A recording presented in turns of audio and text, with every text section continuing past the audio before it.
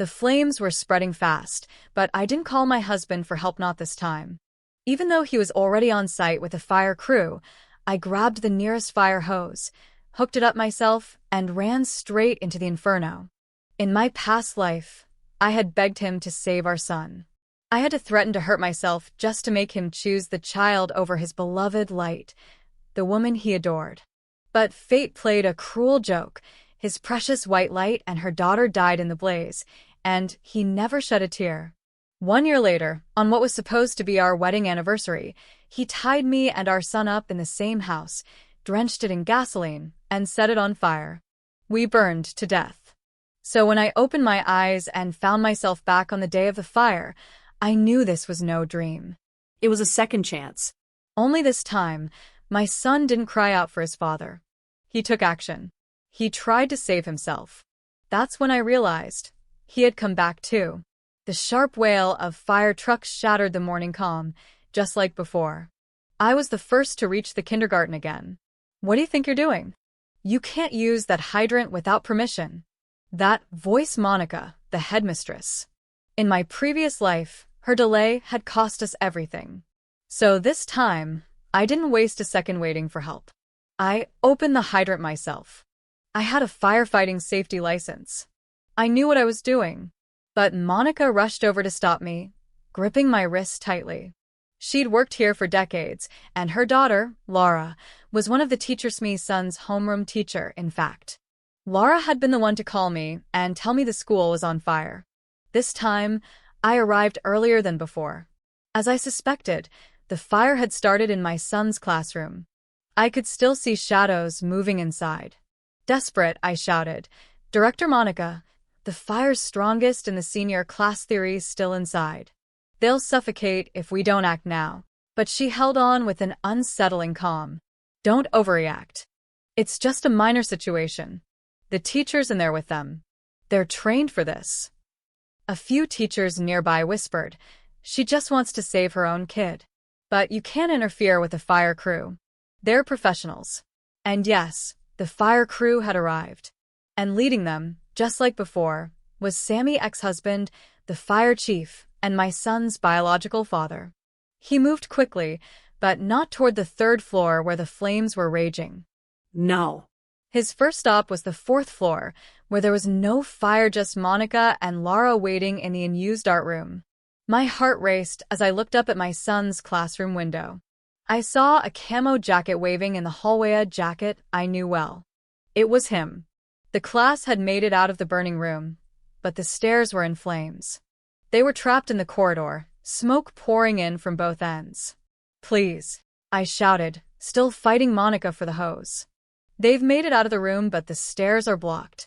The smoke will kill them. Let me clear the stairs and get them out." Monica glanced up, but didn't loosen her grip. "There are hydrants in the hall. They've been trained. They'll cover their noses and wait for help. You want them to walk through fire?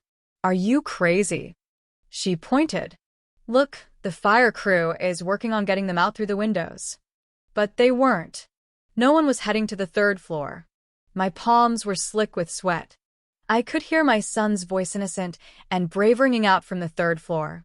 "Mom. Please save us." He didn't call for his father. He called me." I looked up and saw him tossing things from the window to draw attention, just like I taught him. So it's true, he came back too. In my past life, I had arrived too late. The fire crew had already set up ladders, but not for the 3rd floor. I had begged them, dropping to my knees and banging my head on the pavement until it bled. It wasn't until other firefighters pleaded with Sam that he agreed to go up. They barely pulled the kids out before the kitchen exploded, flames swallowing the 3rd floor in seconds. The children survived. Laura and her daughter didn't. They had stubbornly stayed behind by the window, and the blast hurled them out to their deaths. According to my memories, I had less than 20 minutes before the explosion. I had to get him out. Monica was still blocking my way. Time was running out. I clenched my jaw and shoved her hard. She stumbled and fell. I sprinted toward the hydrant, connected the hose, and aimed it at the burning stairs. In my past life, they found out afterward the staircase fire wasn't that bad. If it had been put out quickly, The kids could have escaped safely. Just hold on a little longer, my son, I'm coming.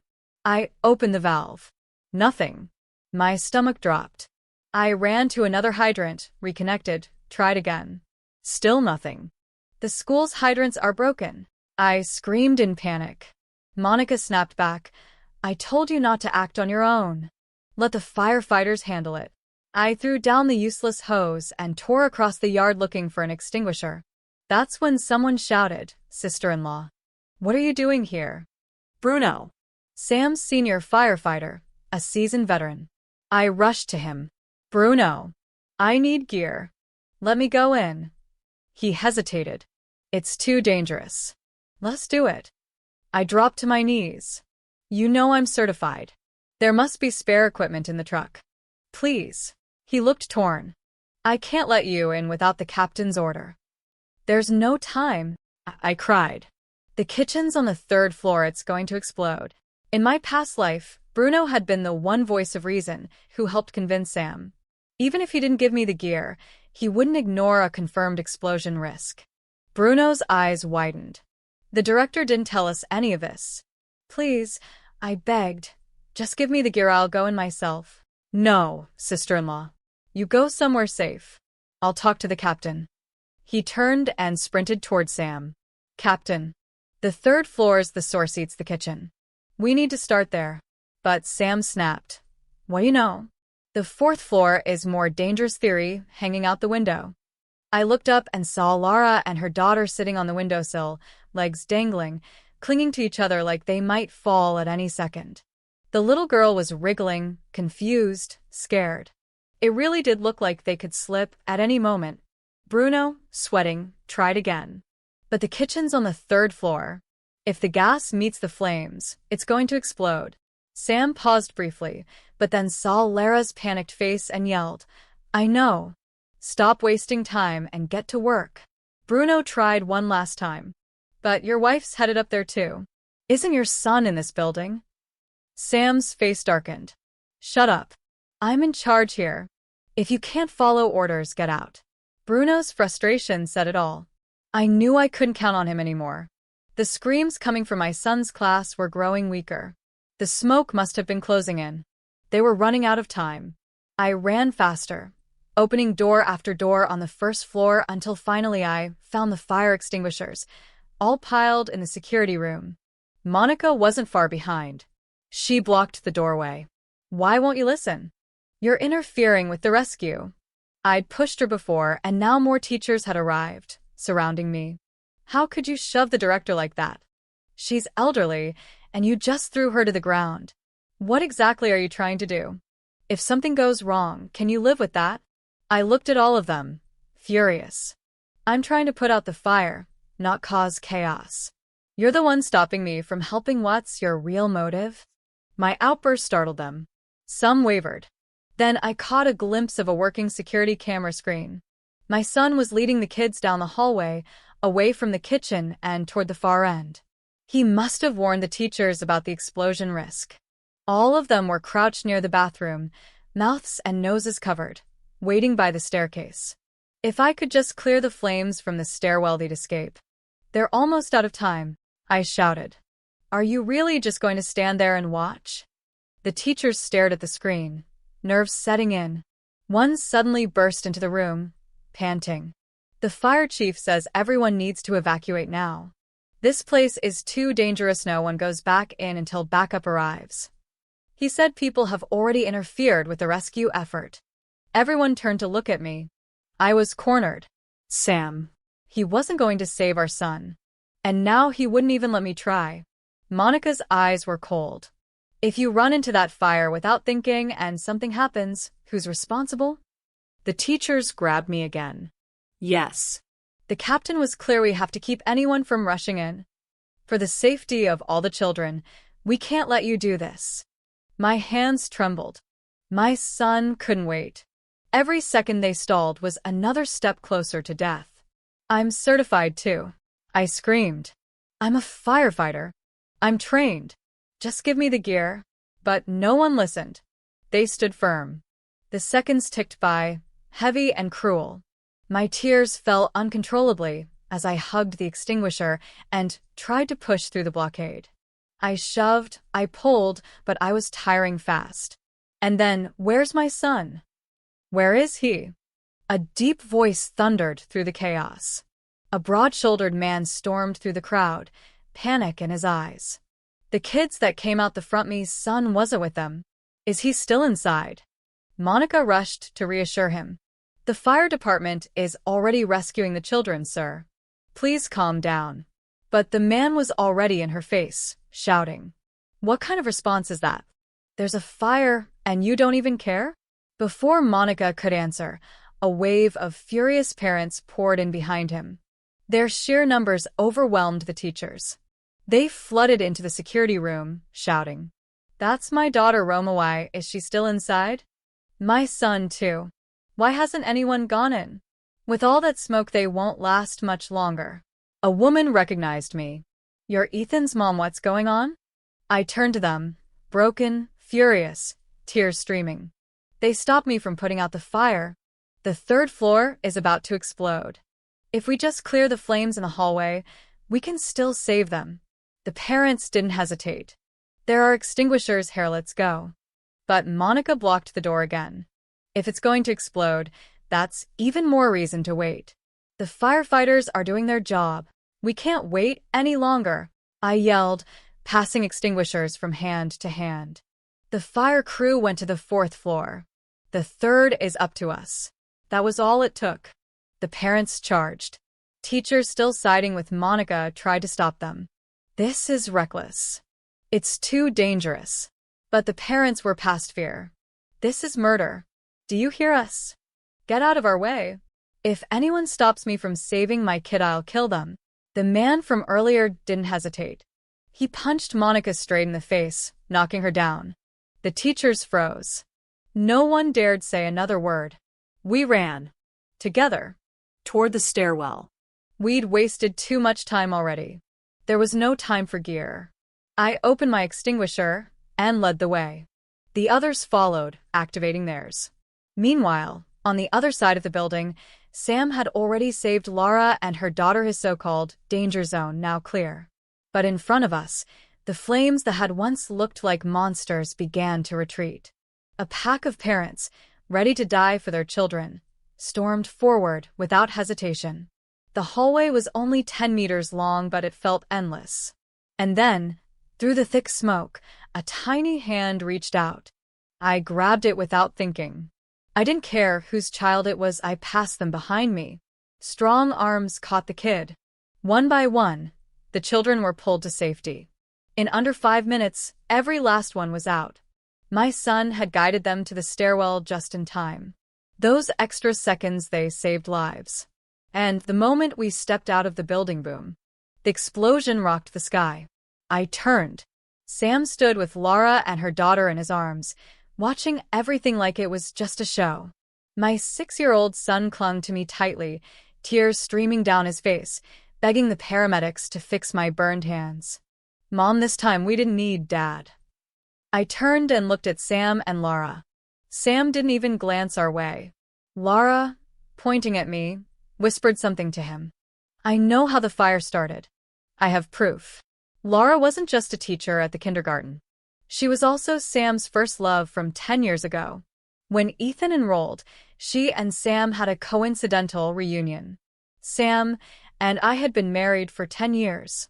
Everyone thought he was the perfect husband, the ideal father. I never suspected a thing. Who would have imagined that in the face of a real fire, he'd choose to save them first? And that, even after their deaths, he'd make my son and me pay the price for their loss? If I hadn't threatened the fire team with my life in my past life, if I had known how fires worked, if I had just been a desperate mother running into flames, then the only ones who would have died today would have been me and my son's entire class. This morning, Laura was the one who called me.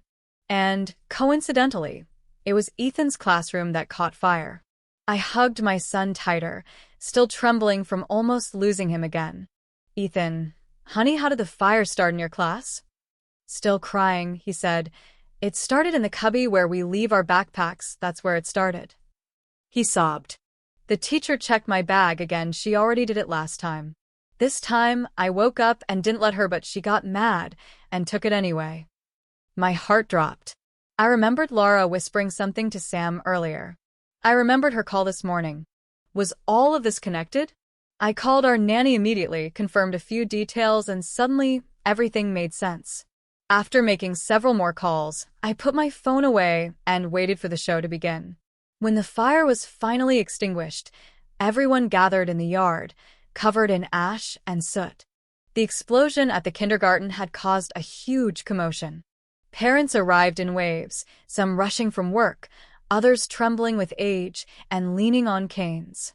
This needs a full investigation. That wasn't just a fire, there was an explosion. Just then, Laura, who had been hiding behind Sam, stepped forward.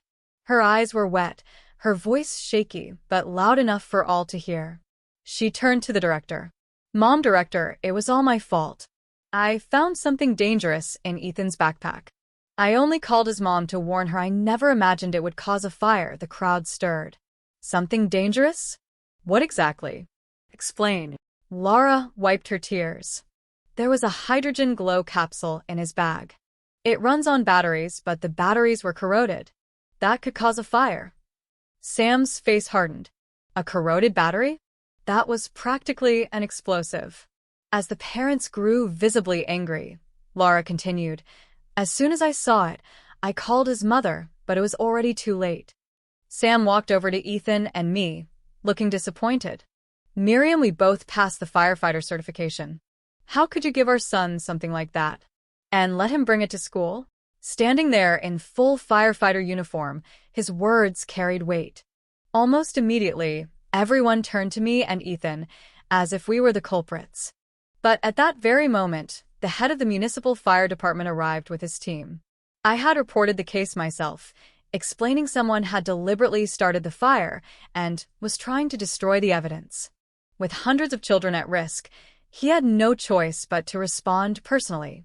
I had also called my best friend, Angelo, the police chief, and he was on his way with his team. In my past life, after Laura and her daughter died, Sam never explained how the fire started. And I was too naive to ask. But not this time. This time, I wouldn't stay silent. I was ready to expose every last one of them for what they were. Parents started to surround me. Just as I opened my mouth to explain, Laura suddenly shouted, "Ethan's mom? How could you be so irresponsible? Letting your son play with something so dangerous." With tears in her eyes, she gave the perfect performance. So many lives were at stake. My daughter, and I almost died. Then Director Monica stepped forward. "What you did was unforgivable. You even interfered with the fire team. You must take responsibility." The crowd erupted. One father, completely out of control, raised his hand to slap me, but someone stopped him. I turned. It was one of the fathers who'd run into the flames with me. He stood firm in front of me. "Sir, you just got here. You don't know what happened. When the fire started, it was Ethan's mom who let us in to put it out. If not for her, those kids would have died in that explosion." I gave him a grateful look. Another parent muttered, but the director said she interfered. The mother of Roma stepped up, voice strong. I was there in the security room. Ethan's mom didn't get in the way. We were with her. She was brave and acted fast. The tension eased slightly. I turned to Sam, cold as ice. "You said I interrupted the rescue. As fire chief, tell me exactly which floor did I supposedly block you from accessing?" Sam didn't hesitate. "Putting out the fire is what matters. What difference does it make which floor? So, you only went to the 4th floor, right?" "Yeah." "What of it? We also handled the 3rd floor." I scoffed. After all these years together, I never imagined Sam could lie with such a straight face.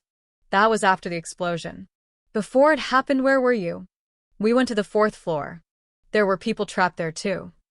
But the 4th floor wasn't on fire." The more Sam spoke, the more obvious everything became. The parents were starting to understand. "So, it was the fire department's fault," someone shouted. "They ignored the actual fire on the 3rd floor. That's why it exploded." Monica jumped in. "Please don't blame the firefighters. The situation was urgent. There were people hanging out the window on the fourth floor. Until now, everyone had respected Monique and experienced, well-regarded director. No one had dared accuse her of anything. I stared straight at Monica. Urgent situation? Then tell me, did you clearly inform the team that the kitchen was on the third floor? Don't you realize withholding that kind of information could cause a fatal mistake? Monica's face went pale. She stammered, I just got confused, but in the end, everyone's fine, right? The parents erupted. Director, how could you hide something like that? Our kids almost died. So, it wasn't the firefighters' fault they got the wrong information. I cut in, pointing directly at Sam. But the fire chief knew the truth afterward. And he still chose not to go to the third floor. Am I wrong? Chapter 7. The crowd surged forward, surrounding Monica and Sam. You were completely irresponsible. We entrusted our children to this school, and you almost got them killed. And the ones trapped on the fourth floor were the director's daughter and granddaughter?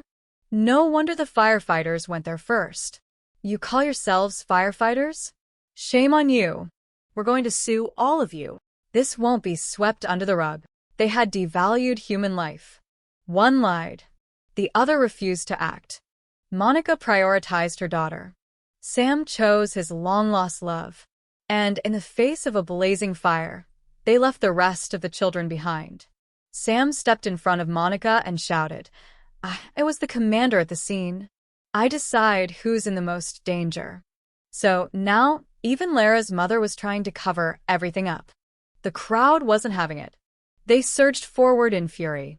I stood silently, holding Ethan close, my heart breaking all over again. For Ethan, his father had abandoned him not once, but twice. Both times to save someone else. Just then, the municipal fire chief approached, having finished his inspection. He looked Sam in the eye, disappointment written all over his face. Sam, you've let me down. He paused. And who gave you the authority to decide who lives and dies in a fire? Other firefighters approached. Bernoyery, the deputy chief. What happened to you? Rescue orders should follow the fire's severity and threat level. Where did all your years of training go? Bruno wiped his face with a soot-stained sleeve and lowered his head. Commander, punish me if you must. I should have led the team to the children. I shouldn't have followed the captain's order. In that moment, I truly didn't know if his decision was right. Because I never imagined the captain would abandon his own wife and son. I never thought he'd make such a cruel choice. The parents exchanged shocked looks. The fire chief had known his wife and son were on the third floor, and he still didn't go. Ethan couldn't hold back any longer. He burst into sobs. Daddy. Why didn't you come for me?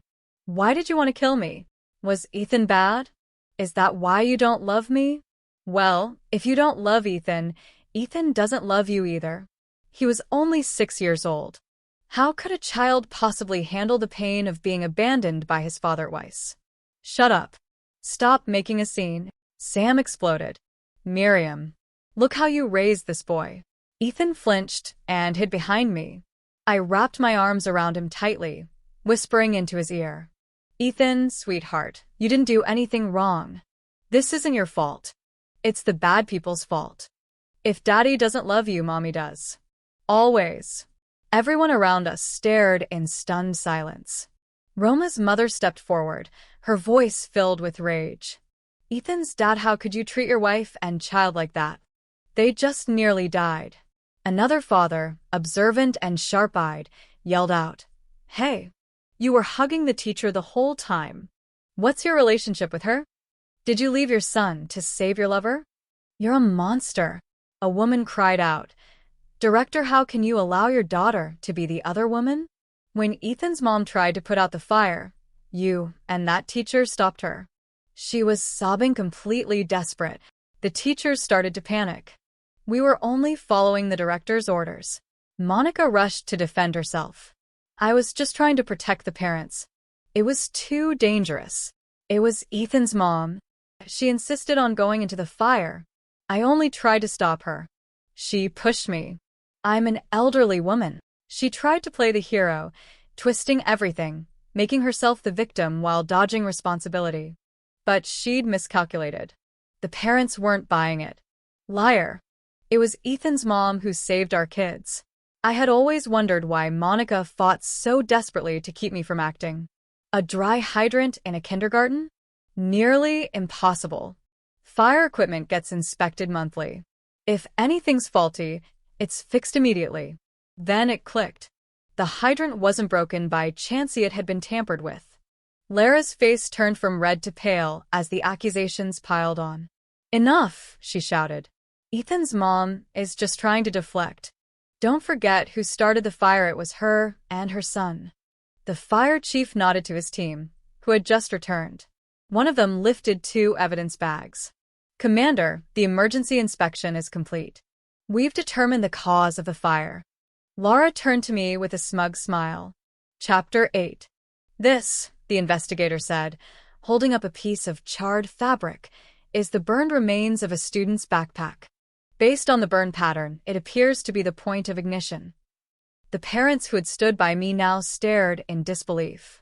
The fire chief asked, "Can you confirm the cause?" "Yes, sir. Based on residue analysis, we can confirm the fire was caused by a leaking battery that ignited from heat. It reacted with hydrogen, producing a large-scale fire." Exactly what Lara had claimed earlier. She immediately shoved my shoulder. "See. I told you it was your fault." I staggered from the push. The parents looked uneasy, but remained silent. I turned to her calmly. "If the cause is, as you say, that only proves how well-informed you are. But tell Muho can prove that backpack belonged to my son." "Chief," the technician continued, "after comparing locker locations, we found the backpack was placed in the cubby assigned to a child named Ethan." A wave of shock, anger, and confusion spread through the crowd. One parent, who hadn't helped with the rescue, snapped, "Ethan's mom hating your husband's lover doesn't give you the right to endanger others. The children are innocent." There was an explosion today. All the kids and teachers could have died. The chief ordered us to be taken aside for questioning. But I stepped back and raised my voice. "Do you really believe my son and I started the fire? And what now? Even with evidence, you're still denying it." Lara sneered, smug and satisfied. "Here's my advice," someone hissed. "Confess. Maybe they'll go easier on you." Enough talk. Arrest that witch already. She's bitter because her husband left her. She's capable of anything. The angry crowd was on the verge of lynching me. But the parents who had fought the fire by my side stepped in. Roma's mother grabbed my hand. "Ethan's mom, everyone thinks you did this on purpose. Please explain yourself." I looked around. "What proof do you have that the contents of that backpack even belong to us? Isn't it possible someone else put it there?" Lara stepped forward. "Oh, so now you're saying I planted it?" "Yes," I replied coldly. "You did. Liar. Those toys and batteries are sold online. If they weren't yours, show us the purchase history." I smiled and opened the app. There it was, cheap toys and defective batteries. Purchased under my name, sent to my usual pickup location. The timestamp showed it had been ordered days ago. "Lara, you planned this ahead of time, didn't you?" I turned to the chief. "And what about the other fire, the one in the hallway?" Another technician stepped forward, holding another evidence bag. "Same cause. Faulty batteries exposed to high heat." "So what now?" I asked. "Are you saying my 6-year-old scattered batteries all over the building just to start a second fire?" Lara fell silent. Monica jumped in nervously. "It's not impossible. Ethan's always been mischievous. Maybe he tossed the batteries in the trash, and that caused the hallway fire." I narrowed my eyes. "And how do you know the batteries were in the trash?" The fire chief did a double take. With years of experience, he knew a self-incriminating slip when he heard one. Right then, sirens wailed outside. Police Commissioner Angelo had arrived. He marched in confidently and shouted, "Miriam, I brought everything you asked for." Chapter 9. Angelo pulled out his phone and played a video. On the screen, Lara could be seen picking up a package and walking away. "This footage is from the package pickup center," he said. And the timestamp matches the order for the defective toys and batteries. Lara panicked. That proves nothing. She ordered them. It's on her phone. Angelo turned to Sam. Sam, isn't it true that your phone is linked to the same online account? Sam blinked, still in shock. Yeah, we share the same account. It's synced to my phone. Has your phone ever been out of your sight? Sam's eyes slowly turned to Lara. Lara, did you use my phone while I was in the shower? How could you do this? Ethan is my son. How could you try to kill him? Police began to move in. Seeing that even Sam no longer defended her, Lara panicked and ducked behind Monica. Monica threw herself between Lara and the officers. Even if Lara ordered the items and picked them up, that doesn't prove she planted them in the backpack. The old woman stood like a wall, shielding Lara with her body. She even yanked an officer's arm. You think you can bully her just because she's a widow? I won't let you. So Lara's husband had died. No wonder she latched onto Sam like a lifeline. Ethan suddenly stepped forward. Those things weren't mine. The teacher looked in my backpack, she took it from me. Lara snapped. Brat. Don't make things up. Who can prove I touched your bag? I never went near it. The fire had destroyed everything, the videos, the fingerprints. Lara thought she was in the clear. Even if all evidence pointed at her, proving she had physically handled Ethan's bag was the key. And what if I have proof? I looked straight into her eyes. A phone rang. A recording began to play on speaker. Stupid brat, get out of the way. Give me that bag. Don't touch it. Somebody help me. The teacher's trying to take my backpack. There's no one here now. Who's gonna help you? Let go. Then came the sound of a struggle, a fall, Ethan crying. Then a zipper opening, closing. Then Lara's voice. Annoying little pest. Just like your mother. The bag's in the cubby. Don't touch it. Go outside and exercise. Ethan had been too young to understand, but every adult listening understood perfectly. The crowd exploded. Furious parents surrounded Lara and Monica, shouting insults and threats. Still, Lara screamed at me. Miriam, you bitch. I met her glare calmly. A bitch? I gave my son a recorder. Because he kept coming home with bruises from school. I needed to know the truth. You thought burning everything would erase it all. You didn't count on the recorder being synced to our home system. All files upload automatically. And you never imagined that, after reliving this life, my son would fight to protect his backpack. That's why the audio survived. A police officer stepped forward and handcuffed Lara. This is what we call justice late but sure. Lara, you are under arrest for arson. No. I didn't start the fire. Even if I put it there, it wasn't my fault it exploded, she screamed, still resisting. Just then, more officers and firefighters arrived with another evidence bag. Chapter 10. Chief, one firefighter reported, we found a foot warmer in the director's office. It matches the fragments found at the ignition point. We suspect the heat from that device triggered the battery combustion. Monica lunged for the evidence bag, but officers restrained her and tackled her to the ground. That's mine. I'm old, and always cold. I used it for myself. Oh, really? One officer replied. Because we found the same type of foot warmer in the hallway and inside the backpack. And you already knew the hallway batteries were under the trash. Care to explain? Lara stared at her mother in shock, then shouted. No. I brought the foot warmers. My mother had nothing to do with it. But I wasn't going to let any of them off easy. Then explain this. Why were the hydrants at the kindergarten dry? The officer's gaze swept over the staff.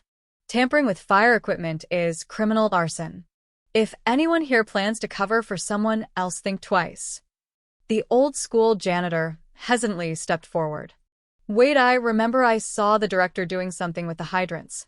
I thought she was just inspecting them. I didn't know she was sabotaging them. That was the final blow. The parents lost it. Fists flew. Monica and Lara were swarmed by rage. The grandparents spat on them, shouting curses as the police fought to pull them out of the enraged crowd. Monica and Lara, bruised and humiliated, thought it was over. They even managed faint smiles of relief. But then came the cold click of handcuffs around their wrists. The blood drained from their faces. They were shoved into the back of the patrol car while angry parents hurled insults at them.